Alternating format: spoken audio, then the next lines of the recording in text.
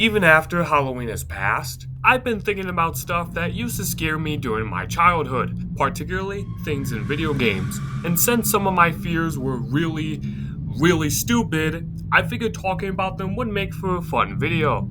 So, without further ado, here's a list of 5 things that scared me in video games. Anyways, let's get right into it.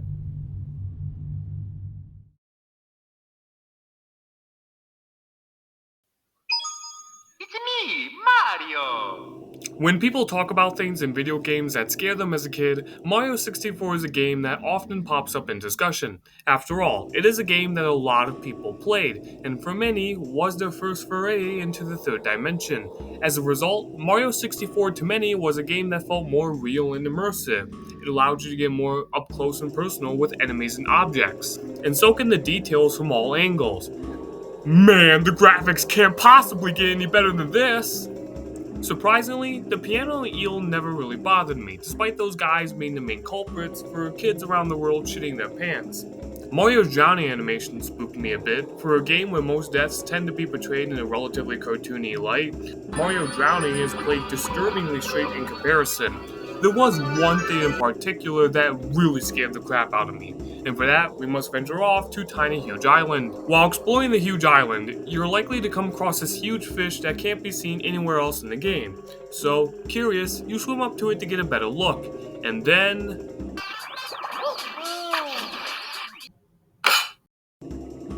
meet Bubba, the only enemy in the game that can instantly kill you. Depending on where the camera is facing and where Mario is positioned, this fat fuck can get really close to your screen.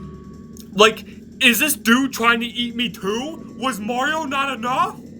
If that wasn't enough, Bubba moves in the water in a very stiff and robotic manner, making this enemy look very uncanny and unnatural. What further supports this fact is that Bubba looks very strange. Unlike basically every other fish enemy in the Mario series, you cannot see its eyes. The black covering on its face kind of looks like sunglasses, but whatever it's supposed to be, it only further contributed to the strange, surreal, and mysterious vibe that Boba had.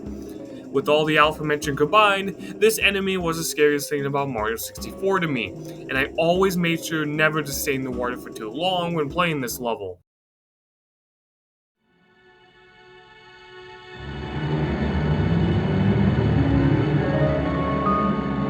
This fear comes from the game Shadows of the Empire. Released very early on in the N64's lifespan, this game was an ambitious third-person shooter most well known for having an excellent opening vehicle level, the Battle of Hoth, before having to control a spaceman wearing cement shoes covered in butter for most of the rest of the game. There were a few things in this game that scared me, such as the Wampas and IG-88, but the real stars of this haunted hayride could be found in the sewer level. That's right. We find ourselves hopping out of water from the last entry only to jump into poo water.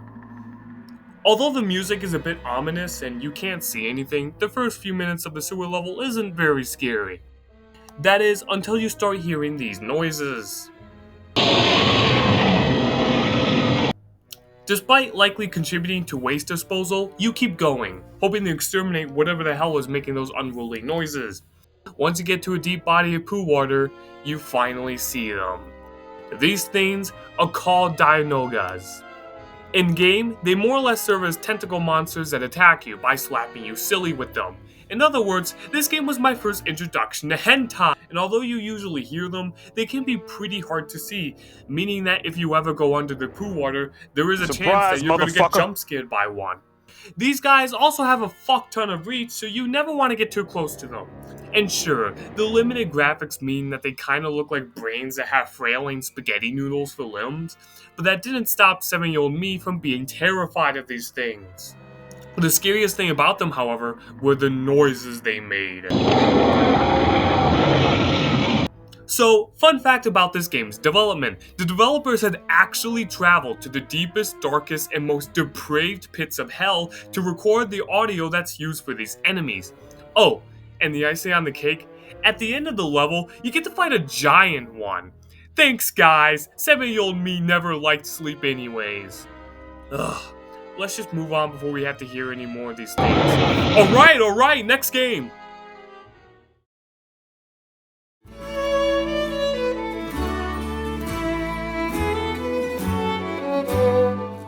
The Hobbit is an action-adventure platformer that released in the year 2003 to tie in with the Lord of the Rings films.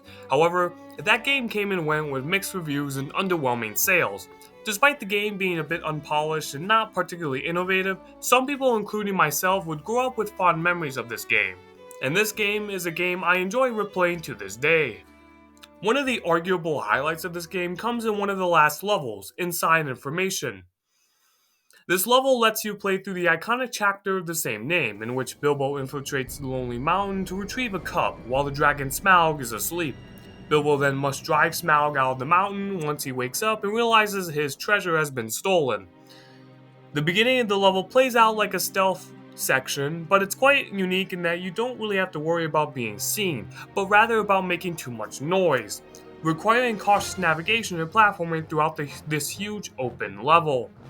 Any noise you make will cause this bar at the bottom of the screen to slowly fill up. If you make enough noise to where the bar fills all the way up, then well...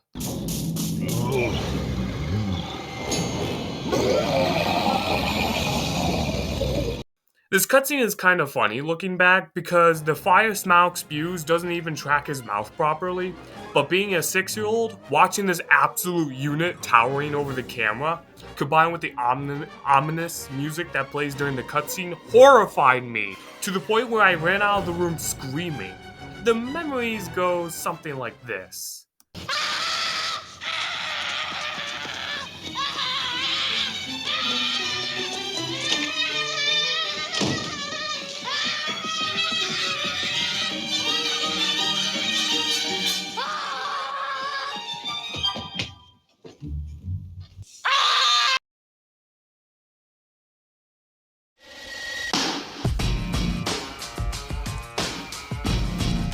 Spy Hunter 2001 was the first attempt by the now defunct Midway to bring the series back into the mainstream.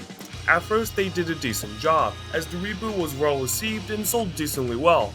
But progressively, the games that got put out were received worse and worse reception, culminating with the game where you got to play as The Rock. Spy Hunter 2001, however, is a fun mission-based action driver that manages to be faithful to the source material, while modernizing it by converting the endless arcade gameplay into a mission-based single-player campaign. You're probably wondering what could possibly be scary about this fast-paced shooty game. Well, about 2/3 into the 4th level, you see these red lasers up ahead that are unavoidable, so you brace yourself and show those lasers who's boss. And then... you have these electric mines that do a fuck ton of damage.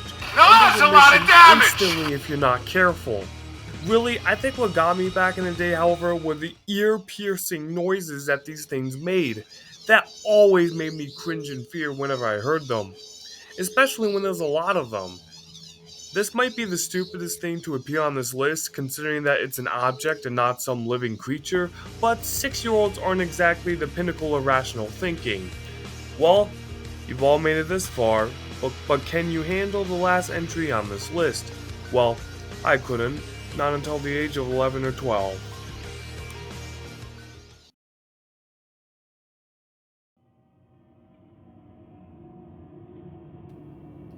When you think about it, Minecraft is a pretty spooky game. It seems like a cute, peaceful sandbox game on the surface, but beneath it, reveals a horrifying experience, more successful in establishing an unnerving atmosphere and building tension compared to many horror games. In Minecraft, you're a lone adventurer, starting off desolate and cut off from any sort of human civilization or community, being forced to fend for yourself. Even if you do come across a village, the villagers can barely be interacted with, as the only thing you can really do with them is trade.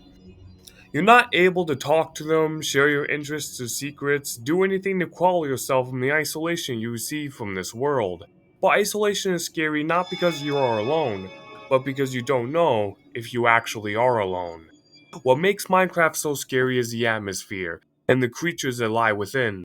Creatures with such basic designs but are uncanny and mysterious. Some creatures in fact pride themselves on you not knowing where they are, not knowing their presence, until it's too late. But there is one creature that stands out above the rest, for scaring the shit out of me, and that creature is... the spider.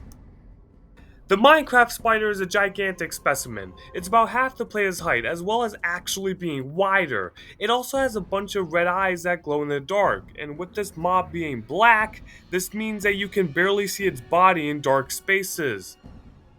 It also frequently made hissing sounds that unnerved me to no end, but despite its creepy qualities, it can be pretty easy to avoid like most of the mobs. Just get onto a tree and you're good to go. It can't get to you, right?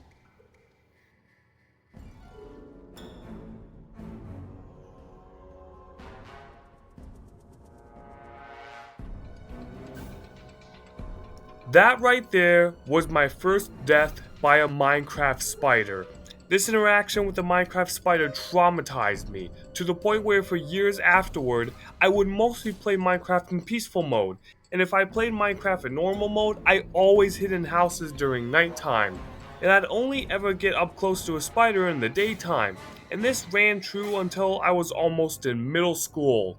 These bastards also had the courtesy to occasionally invade my dreams without my consent, since these things lived so rent free in my head that I could never escape them. Good thing I never came across mine shafts back in the day, because if I had,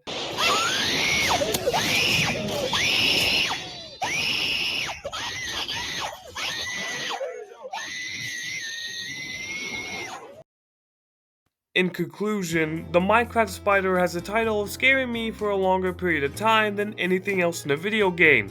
And the mental anguish these guys gave me is something that I will never forget. And with that, you got to see things that used to scare me back in the day. How much respect did you lose for me after seeing these entries? Comment down below and maybe tell me about some things that used to scare you, or maybe still scares you in video games. I originally intended to upload this video before Halloween, but unfortunately, procrastination is my greatest weakness. So I apologize for being slow to upload yet again. I would like to upload my next video within the next 2 weeks or so, and if I don't make that due date, type in the comments how pissed off you are, so I will be pressured to finish the video. Anyways, thanks for watching. Demolition God 64 out.